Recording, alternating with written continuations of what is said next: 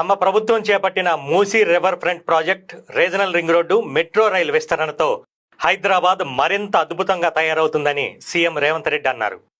తాము దేశంలోని ఇతర నగరాలతో పోటీ పడటం లేదని, ప్రపంచంలో పేరొందిన నగరాల సరసన హైదరాబాదుని నిలబెట్టాలన్నదే తమ సంకల్పమని చెప్పారు.